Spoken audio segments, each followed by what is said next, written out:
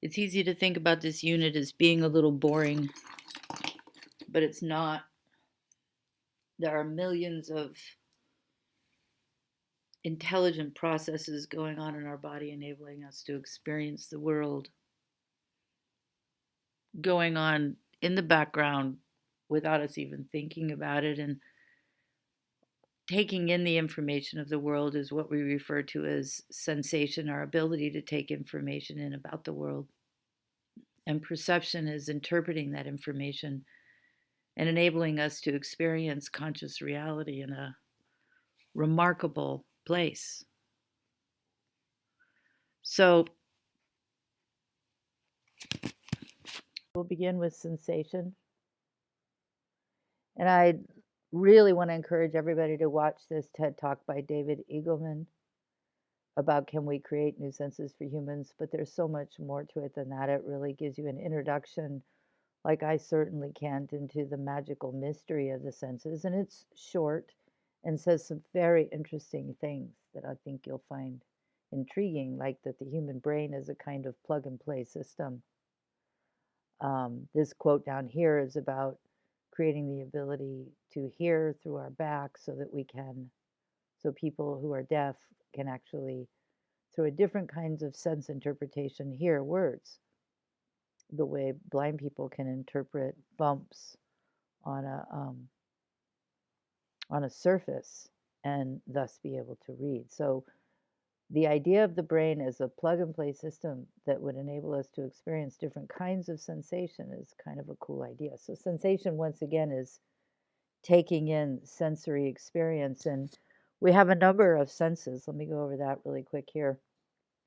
That we think about, and then a number that we don't think about. We have vision, sight, right, hearing, and then what's referred to as the chemical senses of taste and smell. And then the somesthetic senses, which are feeling senses within the body. Soma means body, so these are within the body, and we have the senses enabled by skin, including touch, pressure, vibration, temperature, and pain, or touch is the sensory experience. It includes these 4 dimensions. Thermoception is our ability to pick up temperature and feel temperature and internally sense temperature, right? So temperature regulation is going on all the time. We talked about that within us without us thinking about it at all.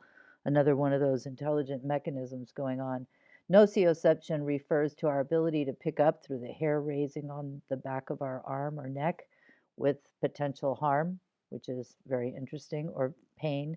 And then over here in the kinesthetic and vestibular category, this would be a good page to copy down or write because it, or print or make easily accessible when you take the quiz so that you can reinforce these ideas in your head. Vestibular refers to the inner ear, and there's a bunch of organs in the inner ear that you've probably heard of that are related to balance, location, and movement. Anybody who's gotten car sick or experienced getting, nauseated from motion sickness, or gotten dizzy knows what it feels like when those systems aren't working properly in the vestibular systems in the inner ear.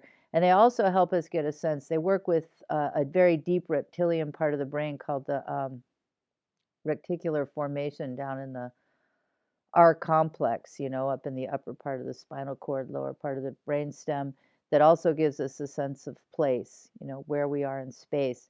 And then kinesthesia is about movement and our body's ability to move and coordinate movement. You can't see the little word down here, proprioception, because my movie screen's not big enough, but proprioception refers to our ability to sense our body position. And again, that's a combination of the inner ear working down here with the reticular formation. So you ever had that feeling when you wake up after sleeping and you're not quite sure where you are?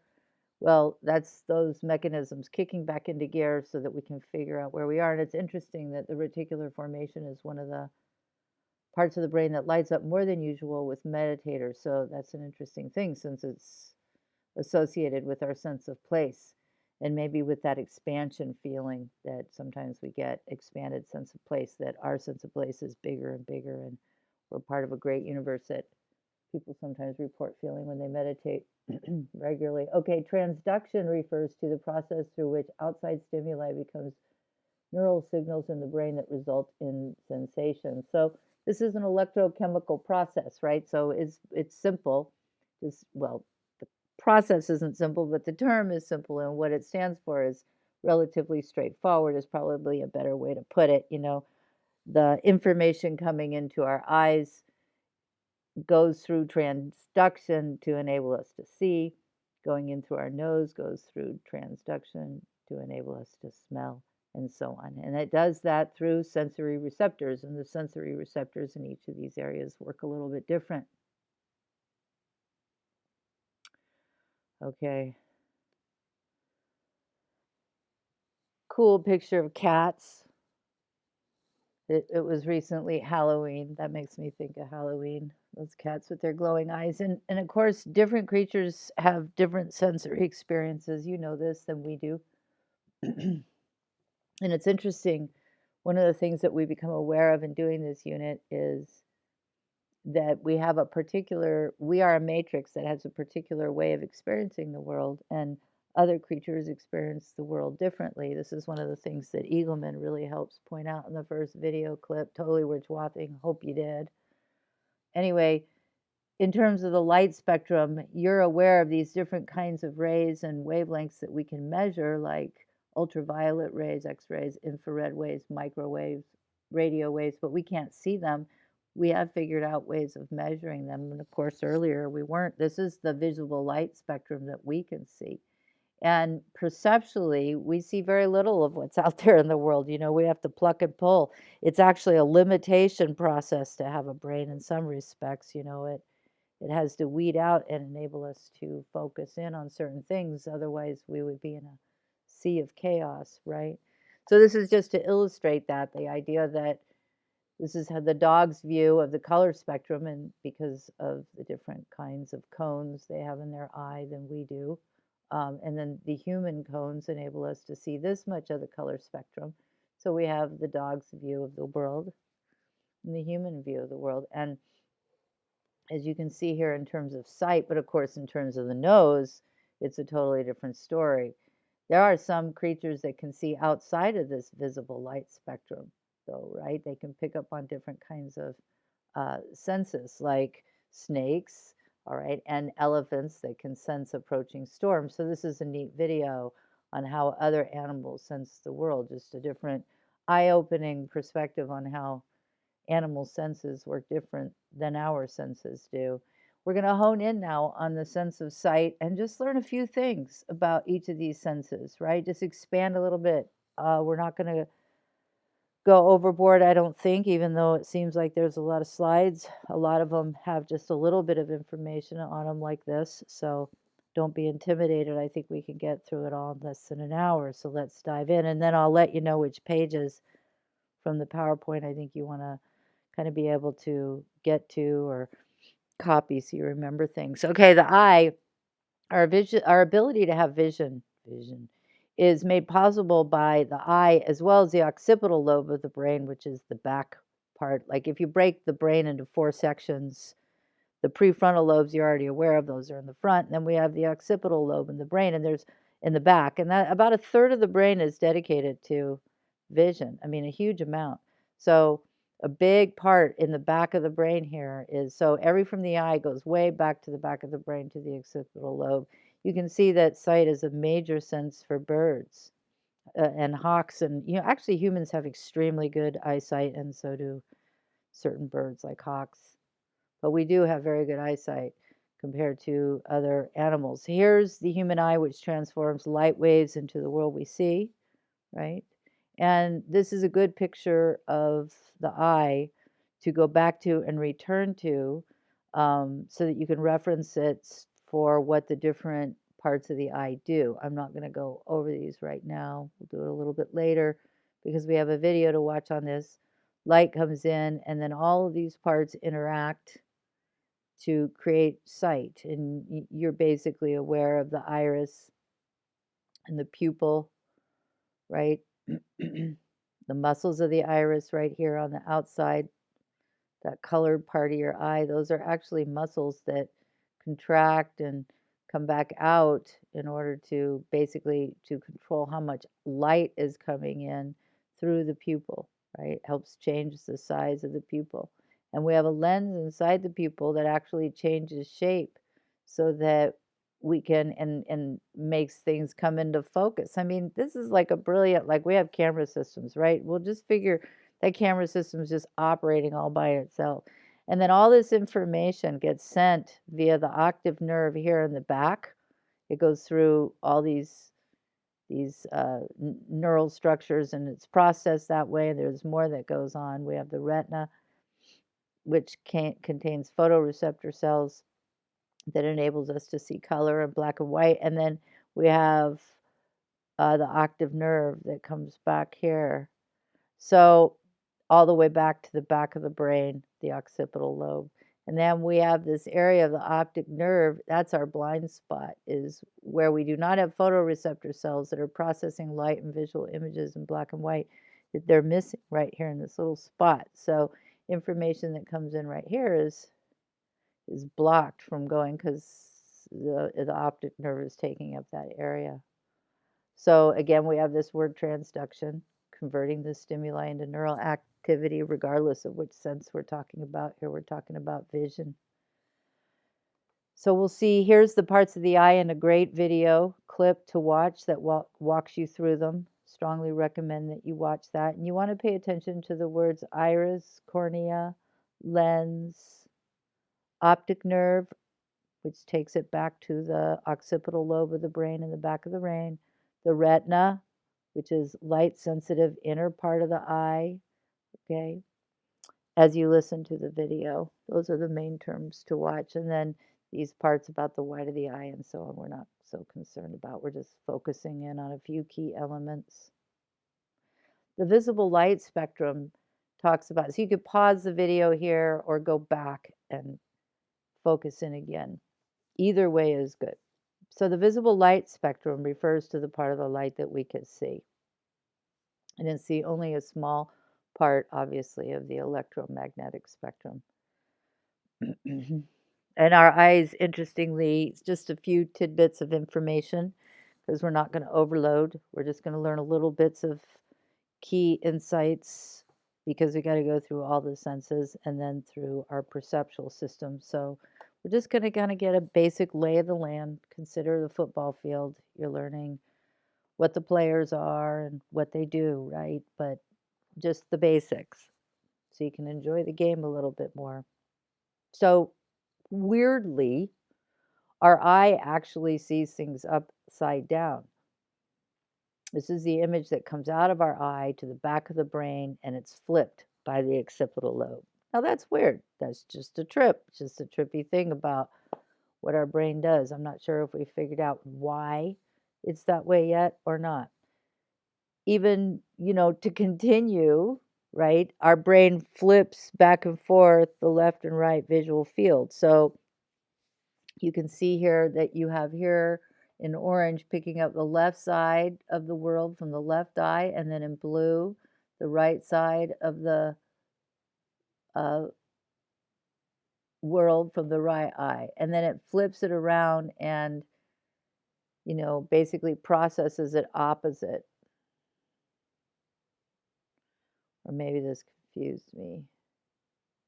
But basically the bottom line is, I'm not sure if this image is projecting it correctly, but essentially your left eye information gets processed in the back of the brain by the right side, and your right eye information gets processed on the left side, which is just bizarre. And then they put together as an integrated images. So upside down and in reverse is the common language for how the eye takes in and processes information. And it travels through the octave nerve. The sensory data is processed and travels through the octave nerve all the way to the back of the brain to the occipital lobe. Back here is the occipital lobe part of the brain. So we're going to talk a little bit about rods and cones and a deer in the headlights just for fun.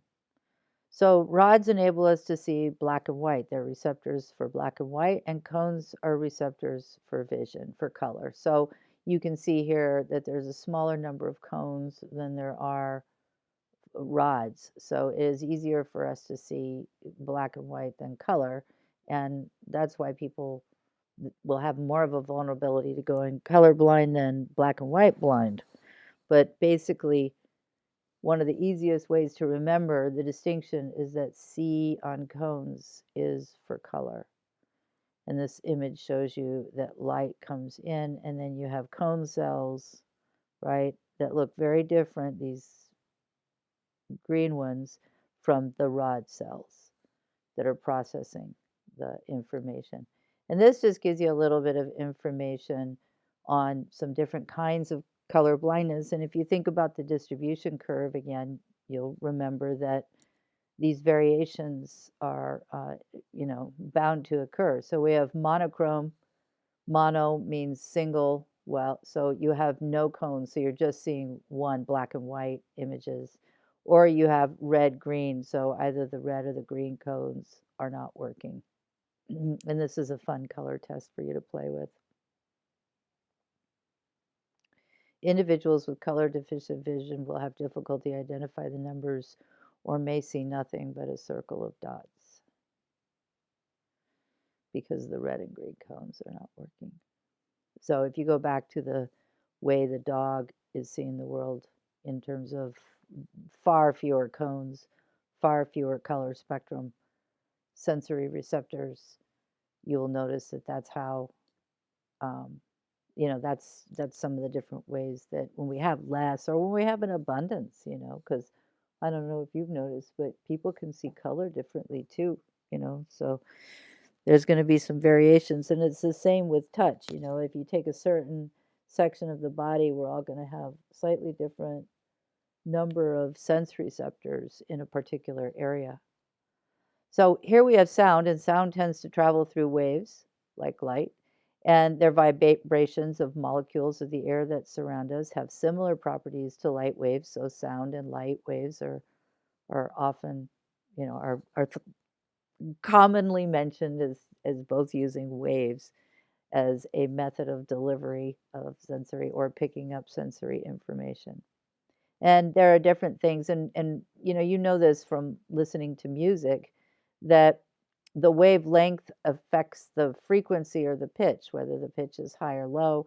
The amplitude influences the volume, whether it's soft or loud, and the purity influences the timbre or the richness of the tone or the sound.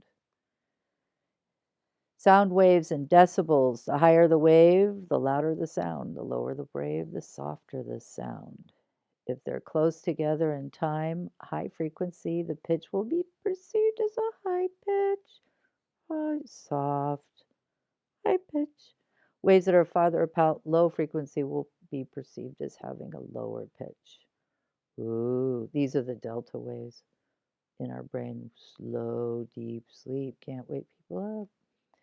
Okay, sound waves that are too intense can cause damage before we actually feel pain in the ear. We don't have that many pain receptors in our inner ear, at least not at the initial levels of sound. Deeper in we do when people get ear infections and stuff. But so it's one of those things where we can hear sounds that are damaging to our ear, but we don't really feel the pain at the same time. So you can see here that we have a risk of hearing loss here, but we don't really have pain threshold until we get up to like the fighter jets really close to us, past the rock concert. So good to wear some kind of earbuds to those rock concerts. I know that you don't want to. So this is an interesting picture of the inner ear. There's obviously a lot going on in this inner ear, including these very interesting circular, spiral shaped, almost like a shell shaped membranes on the inside. And there's a lot of little bones, these vestibular bones here, that little particles go through when people get dizzy spells and stuff. Sometimes it's the particles getting caught in here and not flowing through here correctly. So there's exercises people can do to help them flush them out so they don't end up with vertigo and things like that. Cochlea implant enables, uses impulses to help. This is a implant of a cochlea. They're actually doing this very expensive, very invasive, very sensitive surgery because there's so many little bones in the ear and so on, but it does enable hearing, and it's quite something, a very powerful thing. All right, taste. It's the weakest of our senses at this point. For example, for our tongue, we have 10,000 taste buds, and a pig has 15,000, so half again as many. So they're the great tasters of the world.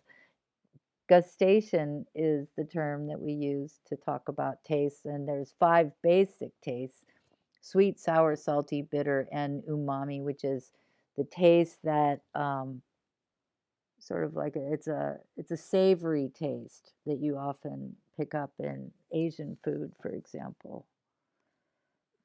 And this is a taste receptor cell over here, so you can see that there's different layers and dimensions of it within the tongue. This is the tongue. And then the nerve fibers send that information to our brain to be processed. Papillae, the tongue. The papillae of the tongue. Interesting close-up, huh? And these contain all the taste buds, right? So they're under the surface of the larger red papilla, where the smaller and more numerous ones. A touch-sensitive rough surface that helps us in chewing and moving food around the mouth. So there's 2 systems going on here. One that takes in the flavor, and the other that helps us basically move food around, like that you can move your tongue flexibly like you can move your hand. And now we move on to smell, which is our dog's great sense. You know, they're just shockingly good at the sense of smell. 22 million smell sensitive cells, 40 times more than us. I mean, shocking. And now we have synesthesia here, the idea of combining senses. That's what we're referring to when we talk about things like smell taste, that snakes can smell taste and so can elephants. That's combining senses. And so this video talks to you about that idea of combining senses and synesthesia. Some people, for example, can see taste as a color, like there'll be colors that show up and very interesting things like that. And now we're going to take a look at smell or olfaction. Now notice how quickly when we smell something, it moves up here to the olfactory bulb, and notice how close to the amygdala that is. So the amygdala is up here. So this close proximity of the amygdala and the olfactory bulb makes it so that smell triggers emotion and emotional memory, with the hippocampus really close to it, very quickly, right? So olfaction is the sort of formal name for smell and our capacity to smell, the sense of smell. Touch. Now, touch, like play, is a very powerful method of bonding. And if you want to be closer to somebody, if you want to build a relationship with somebody, find ways to play with them and touch them appropriately, ways that they're comfortable with, because some people are uncomfortable with touch, and you have to sort of slowly build that, with a short squeeze of the hand, for example, that just lasts a fraction of a second. And, maybe another time you gently put their hands on their shoulders for another brief moment, and you gauge it based. That would be people who are touch phobic.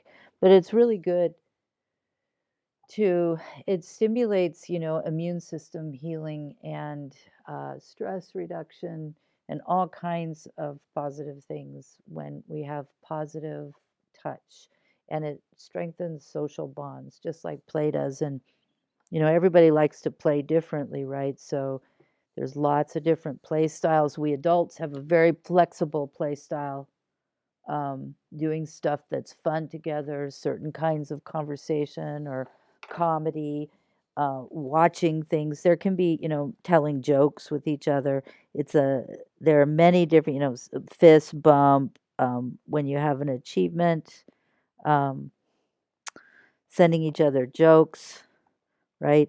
There are things that make you laugh. There are many different ways that adults can play, and it's really bonding to play. So if you want to get close to people, up the play quotient, find ways to add a playful dimension into your life together, and see if you can incorporate more appropriate touch. And what I mean by appropriate is that you're thoughtful about what the other person that you're working with or interfacing with is comfortable with and what works for them, right?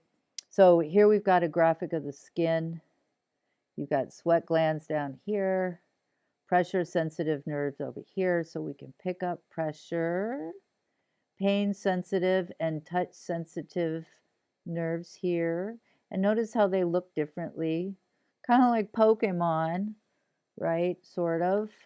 Hair follicles, picking up information. I've heard some indigenous tribal people say that they don't want to cut their hair because it's like a separate sense for them. They can pick up other people's movement and things like that from their hair. So that's a very interesting idea. Blood vessels carrying nutrients to the cells, layers of the skin. Okay, so we're taking in information, pressure, pain,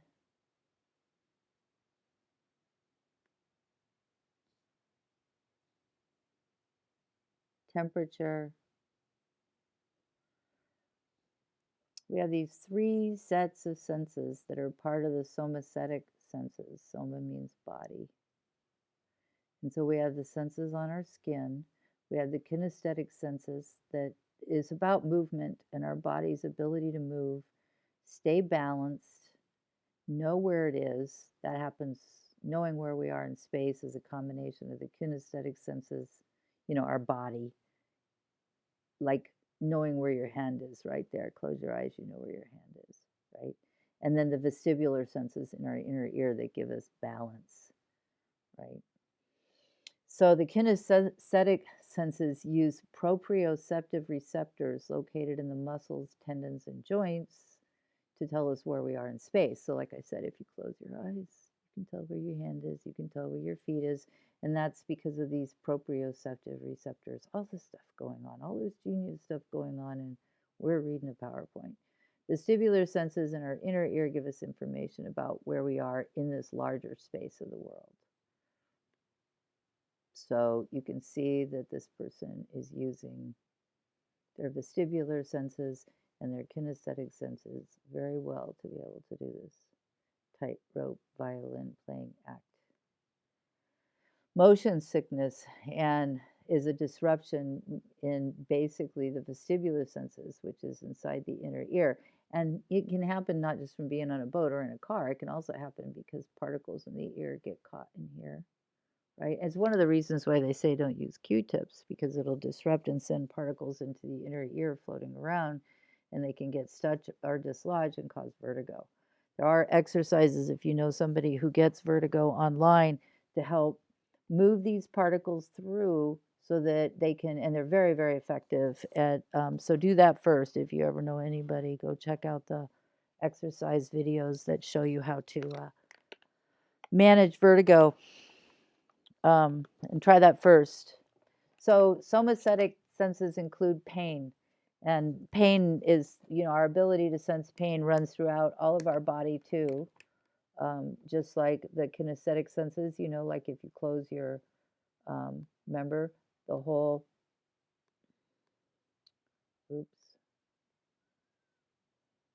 proprioception. This is annoying. Okay. Proprioception is the ability to close your eyes and know where your hand is, know where your leg is, and know where your arm is, know where you are in space, right? So that's inner senses within yourself that go to your brain, right? So we're looking at the same thing here when we look at pain. We have pain receptors, as you know, throughout our body. And people have different kinds and different amounts and slightly different, like some people will have larger concentration of pain receptors than other people. Some people have large concentration of pain receptors in certain areas, like the stomach. Some people have larger concentration. Some people have very low concentration of pain receptors, and so they don't feel as much. And some people, and it's very dangerous, clearly, if you can't feel pain, because pain is initially a signal that something's wrong that we need to take care of. So if you don't get that signal, it's a problem. And there are people who have the experience of not having that signal. So we have visceral pain, which is pain in our organs, like having a stomach ache or a headache. And then we have somatic pain, which is pain in the skin, muscles, tendons, joints, carried by our large nerve fibers to ourself, right? Like the proprioception cells that carry information about where we are. Close my eyes. Proprioception cells is carrying information about where my hand is, where my body is. You know, I know that I'm sitting on a chair because of that, right? And that's the information that gets blocked, by the way, whenever you go into a sensory deprivation chamber, is the proprioception information. And that's highly unusual. That's not something that the body is ever used to experiencing, is having those turned off, except when we sleep. So that immediately flips a person into an unusual state, because the body is dealing with something very unusual when those cells don't have enough sensory information to give feedback. All right, so we're back to pain now. Let's see, this is a really good image. So visceral pain, remember, is pain in the organs, and then the pain in the body sensation is somatic pain. Soma means body, right? So visceral within, inside, and soma in the joints and tendons within the bodily parts, right? Rather than the organs. And then, so what we're seeing here is mostly images of somatic pain in the joints and tendons and organ and ligaments and spine and the spinal structure, as compared to the visceral pain in the organs. And then the gate control theory is the idea that the pain has to pass through gates in the spinal cord, in order to be experienced, right? So that is one of the theories of pain, and it is certainly accurate. It's one of the pathways of pain, but it turns out that there's more than the pain gate theory. So there's more sources of pain than through the pain gates of the spinal cord. And so cutting down pain has been focused on trying to shut these gates, right? Controlling pain. All right, we're going to flip from from pain now, to just some basic ideas about studying these senses that we talked about. And we're done going through all the different terms that you need to be able to reference. And I think you can see that in terms of the parts of the different senses. I think you can see that you can get a basic sense. You know, you can remember those ideas if you go over them a few times. So now we're going to look at some things that are measured in terms of the sensations. We have absolute threshold, which is the lowest level at which a stimulus can be detected. And, you know, this is one of the things that happens when you go for a hearing test. The doctor tests your absolute threshold and makes sure that it is low enough for you to have sound hearing. And then the recognition threshold, this is the lowest level at which a stimulus can be detected, but also recognized as a particular kind of stimulus. So, you know, absolute threshold, you're going, what is that sound? And then recognition threshold is, oh, that's the sound of somebody knocking or whatever. All right. So differential threshold is the level at which an increase in a detective stimulus can be perceived. This happens with the ear doctor too. This is like when they say, okay, can you tell the difference between this and this? That happens in the eye doctor too, being able to tell the difference between two different sounds, two different pitches, two different that are at two slightly different volumes, right? To see what the lowest, what the absolute threshold is. And then terminal threshold is when you can no longer hear a stimulus. So these are some of the things that are examined and, of course, help us maintain sensory health by measuring recognition thresholds and differential thresholds and things like that. And terminal means end. So these words kind of tell you, all of them have the word threshold in there. So that's how well you can hear, see, taste, smell, feel, or sense something. And here we have absolute, which is lowest level. Recognition is when you can tell what it is. Differential is when you can tell the difference between two levels. Okay. Does this sound louder than this or not? Right? Right? Can you tell the difference or not? Yes. Okay.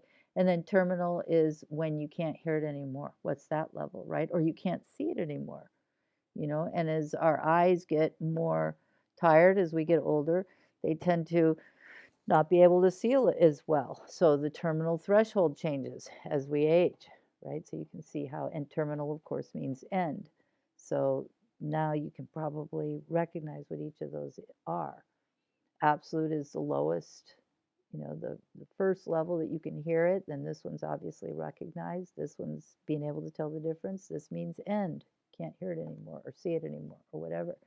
And sensory adaptation refers to how our body is always trying to help us adjust to something. I should put a graphic on here. So, like for example, if you put on your watch band and you feel it for a little while, or you tighten your belt buckle and you feel it for a little while, but after a while your body adapts and you don't feel the tightness anymore because your senses have gotten used to it so that you can focus on other things, right? So the body is busy doing tons of stuff so that we can focus conscious attention on interfacing with the world. And one of the things this graphic illustrates is that sensory adaptation happens with alcohol too. So basically, we become the flavor, and we enjoy later pleasures less than the initial, right, amount of the pleasure. And you know about sensory adaptation to like coffee and things like that. Whenever we start drinking a lot of coffee, then we develop resistance. And it's because of the process of sensory adaptation, which is your body trying to help you function well, even with that stimulus to the best of its ability. Crosswired senses is synesthesia, where you have a blending of the senses, and it's a very interesting kind of thing. And there are people that when they work with numbers, they tend to see them in color, which is really trippy, right? Even if they are in black and white. And this video clip explores this idea of synesthesia, which is very interesting, helps us understand the brain to use people who have synesthesia and how they interpret the world. And there's different kinds of synesthesia too, as a kind of code for different ways that the brain can be wired, the variety of ways. And this, of course, also supports Eagleman's ideas about, our brain is a plug and play device for different kinds of sensory processing. It doesn't mean, there's no reason to suggest that we have to stop with the kind of senses we have now. This is slow-mo, one of my favorite videos. This is a nice place to stop and take a break, because otherwise you're probably going to have cognitive overload, right? This is about as much information. So really good way to work with your memory system right now would be to play this slow-mo video, which is one of the best videos I've ever seen. A short little LA Times or New York Times odd-ed piece. I can't remember which. This was a neuroscientist who's developed a condition called prosopagnosia, which is face blindness. And this sort of introduces us to the next unit of perception. It's a good way to start the next unit if you don't feel like watching it right now. And so what you want to do now is take a break and go do something else. Go do something physical, go do something fun, and then come back and re-review those slides. Maybe print out one page, the sensation page, for example, and as you go over the slides again, take some notes, right? Take notes on what the slides said. The next chapter, personality theory, that's a really good chapter to read. But this chapter, sensation and perception, the slideshow is pretty thorough, and you can use the chapter as backup. And so go back over the slideshow with a piece of paper, use this page, print maybe this page, and then you can print it in black and white, and then print maybe this page. Or take notes, because you don't need to know a lot of these things like the aqueous humor, and the ciliary muscle, and the sclera. You don't need to know that. You just need to know the iris and the cornea, from the study guide, right? So, and take notes on some of the key ideas, right? So you remember that the iris is these muscles here that contract and open and shut, that you have a lens inside the eye, that the cornea is the window in front of the eye, right? That the pupil. Okay, so just get a basic sense of these parts. And when you go over that's another good one. So pick an eye one. And then I think the rest you can just take notes, basic notes from a piece of paper on the basics, like knowing that taste, another word for that is gustation, and it's called a chemical sense. And that there are 5 basic tastes, which you're already pretty familiar with, and that should do it there. You don't need to know where they are in the tongue. That's false anyway. They're spread all over the place. Okay, and the idea of taste buds and taste receptor cells, but we're not going to go into the parts of the taste receptor cell or anything like that. Okay. All right, I'm going to go forward now and keep going into sensory adaptation. You should know synesthesia, blending of the senses. You should know what that is. Prosopognosia, which is face blindness. You should know that is. This is a good Psychology Today article about 6 senses, which, yeah, of course, because, you know, all we're looking at is what we've been able to measure so far. And our measurements are pretty good relative to this stuff, but we've still got a long way to go. You know, there's many things that we aren't picking up yet in this remarkable matrix world of ours. So now let's talk about perception, which will be a little bit easier than sensation. What do you see here? A vase or 2 faces? Which is it? It's both. And your mind can toggle back and forth between them, right? The idea that we can only see one of them at a time, we can't see the vase and the 2 faces at the same time, our brain has to pick one or other. That's the cognitive processing part. I mean, we just can't visually, our visual system, our eye and our occipital lobe are taking in the whole image. Now we've got to interpret it and decide what it is, right? And that's perception, interpreting and deciding what it is. So what is it? A vase, and you can only decide one or the other. That's selective attention. The idea that we can only decide one of them or the other at a time. And it's the same idea behind why you shouldn't text while driving, because the brain can do it can only focus on one thing at a time.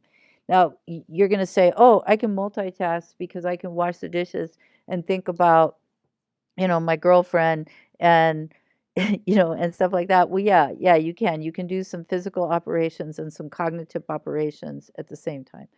But we're talking about attention. What you're focused, some of that's just muscle memory, so you're doing it automatically, and some you can flip back and forth. You can flip your attention back and forth between 2 things really quickly, and you guys are very trained in your generation, which so many stimuli coming at you, to flip back and forth quickly between your cell phone and your work and things like that. But it does degrade focus to flip back and forth quickly, as you probably know. It's better to focus in some tension for blocks of time. And the other thing about selective attention is that, and the reason why you shouldn't text when drive, is that you should just flip that phone upside down and on the seat of your car. And it is because our brain can get seduced into spending just a fraction of a second too long looking at that text. And the fraction of a second is too long when you're driving. So that's the deal in the wrong moment. So that's why selective attention is why we need to not text when driving. Okay, Gestalt means whole. Gestalt. And the early Gestalt psychologists looked at how we as human beings, our brains are organized to try to structure things into patterns. We just have that tendency. And the first pattern and favorite pattern that we love to look at is human faces, not bicycles.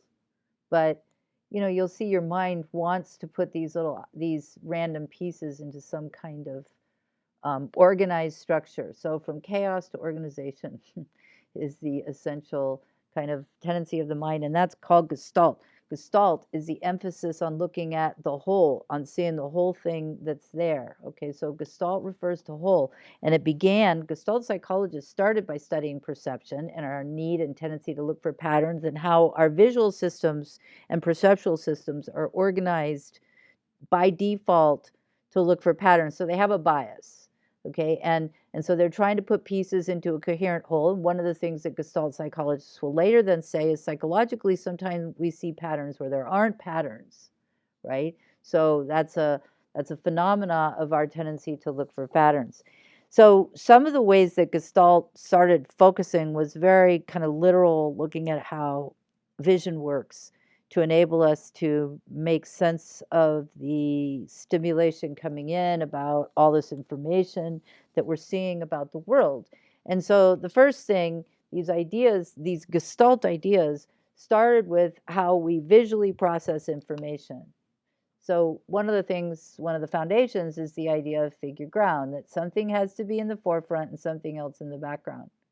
And so is the vase in the forefront and the faces in the background? Are they the background now? Or are the faces the figure and the vase is now the background? And so the foundation of our perceptual system, and this is cognitively too. This is also with cognition. We, because the systems within us, they copy, they duplicate what works, right? So the cognitive system is also focusing on what's in front, and then there's background, because you can only focus on so much. So what are you focused on? And then there's all this stuff going on all over the place that you are not paying attention to.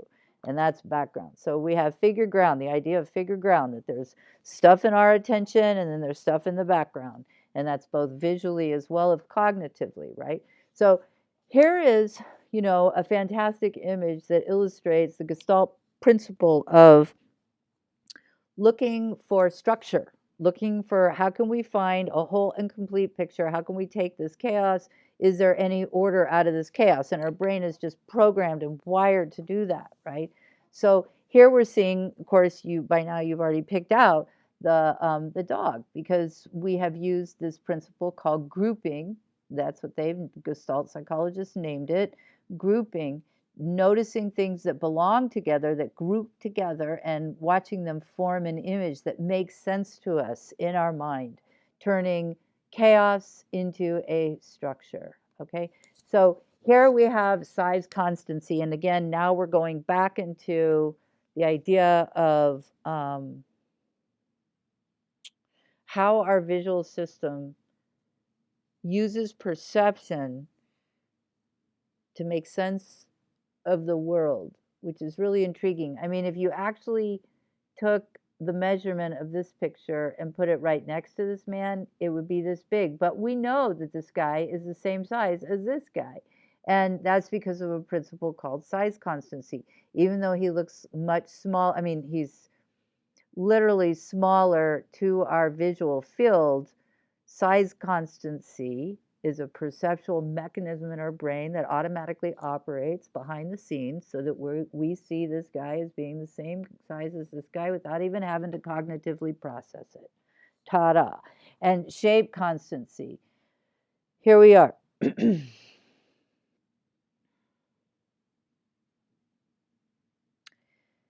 What's happening here is that we know that all these shapes are the same shape, even though they look different, right? They slightly look different. We know that they're the same.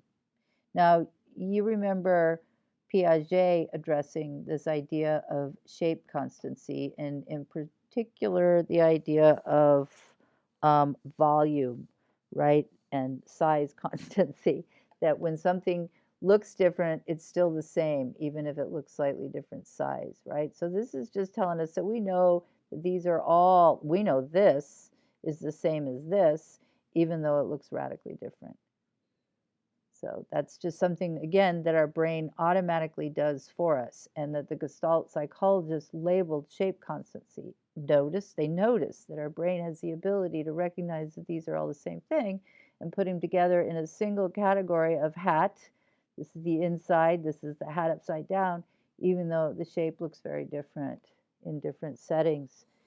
And then the brightness constancy, and that is that our brain sort of evens out brightness so that we see things relative to the background that it's in, right? So the whole background creates a shift in our perception of things, and the perception is influenced by the background. So you can see that in this image with the way that these colors look so different based on the background colors that are with them, right? You can see how the strength of how dark they look changes based on the background that they're superimposed on. So here are the Gestalt principles, 4 of them. We have, these are sort of basic principles, common principles, just like shape constancy, size constancy, grouping. These are more Gestalt principles. Brightness constancy, just holding steady our understanding of the image based on the context of the background. Here are 4 more, and they're pretty basic. Similarity is we see similar objects as being part of the same group, so we put these together. And similarity is one of the processes. These are all processes we use basically with grouping that helps us identify things that group or belong together. Proximity perceives objects close to each other as being part of the same grouping. As these pieces were spread out, we wouldn't see them as pieces of this dog. Closure, tendency to complete figures that are incomplete. You see that very well evidenced here. And contiguity is the tendency to perceive events that happen close in time together as being related. That's classical conditioning right there, right? So fear over the loud gong sound being close in time to the mouse, and we put them together. I mean, yeah, for little Albert. So here's similarity and proximity, okay? Similarity, proximity.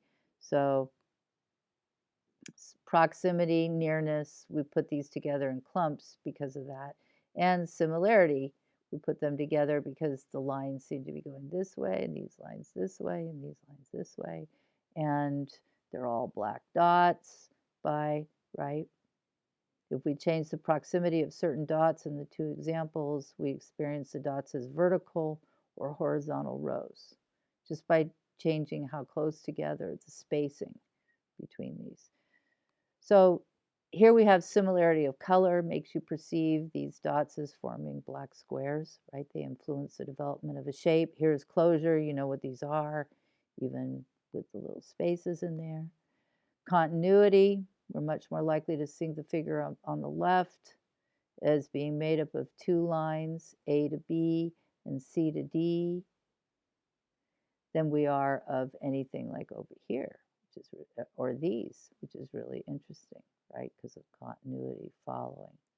So we don't naturally do this. We don't naturally do this. We do this naturally even, right?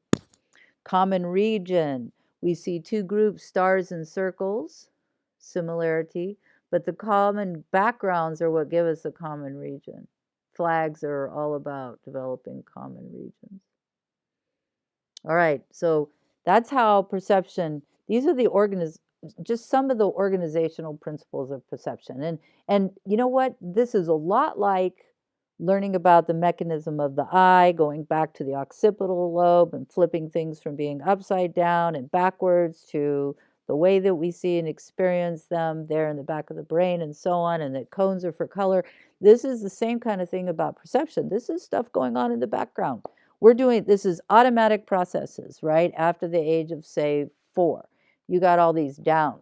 You know how kids know how to do these, right? They got size constancy, volume constancy and size constancy was a big thing that Piaget was measuring as kids moved from, say, age 3 to 5. Remember, with the shape of the cups? This is a really, in the amount of water that's in them, this is a really good video, very touching and moving, that sort of prepares you for a unit we're coming to very quickly, and that's disorders. And this is when the Gestalt, or making order out of chaos, and the system that we have, the matrix we're in, that develops order out of chaos almost automatically for us. And we're just looking at a few of the ways when it dissolves with schizophrenia. And One of the commonalities of people with schizophrenia is they end up with some level of disorganized perception. And this video illustrates that. Louis Wayne was a famous graphic artist in the 1920s and 30s, and he did some stuff that's still famous on cats and some of the early caricatured illustration and cartoonish kind of illustration that were on magazine covers for many, many years. But he developed schizophrenia late in life, and he kept drawing, and you could see how, like, this is a picture of a cat, and his images are quite literal at the beginning, and then they devolve into, there's still structure and organization to this, but it's a far cry from what you generally think of as a cat. So this is a artistic illustration of moving from organized to disorganized perception, which is a hallmark of schizophrenia. So this Necker cube, it's like figure ground, where you have a figure ground reversal, right? And so it goes back and forth and back and forth. And these visual illusions are tricks that are basically using knowledge of how our perceptual system is organized to find flaws and loopholes in it, like little blind spots, like they're in the optic nerve of the eye, so they can, you know, use, come up with magic tricks and things like that. So a few more things, but not much. Depth perception is the ability to perceive the world in 3 dimensions using cues, right? So that we can tell, because of these lines, the way the road comes together and converges in a distance. This is called linear perspective. So there are depth cues, and again, I want to point out that our mind does these automatically for us. It's complicated for us to try to figure out what our mind is doing. That's what's, kind of amazing about this whole thing. And here we have the figure ground, the same thing, where we have, the large size of the pebbles here, small size, that lets us know it's further away, even though because of size constancy, we know this pebbles over here, even though they look tiny, are actually the same size as, or likely to be the same size as these, right? And then the idea of aerial perspective, that haziness surrounding things that are further away. When texture gradient refers to textured surfaces appeared smaller and finer as the distance increases. And here we have more texture, like it looks bumpier and rougher when it's up close. And these are just things that our sensory system and our cognitive system, well, it's behind our cognitive system. It's our perceptual system happening at a level even prior to our cognitive system that is interpreting this information for us. And now we're trying to interpret what our system is doing, right? Here's the atmospheric perspective, and you can see the haziness in the distance, which lets us know that that is distance. And again, these are all cues that our mind is, relative size is illustrated here. Size, constancy, same idea. Big flowers here, small flowers here. That looks really little, but it's the same size as this, and we know it. And then perceptual illusions, as we mentioned, use these kind of knowledge about how our perceptual system works and some of the sort of vulnerabilities within it, to including selective attention, because they keep your eye and hand busy here, and he's got something going on over here or somewhere else, right? So magicians use selective attention. That's their major one.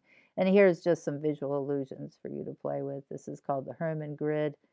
You notice anything in the white intersections when you stare at it, right? Those interesting little things that appear, right? And that's because of the way that the response of our neurons, kind of feeding back on this intense image, creates those for us. And this is the Muller-Lauer illusion. Are these lines the same size, or is one of them longer? Now, most people will sense or feel that this one's longer, but if you measure them, you'll see that they're the same size.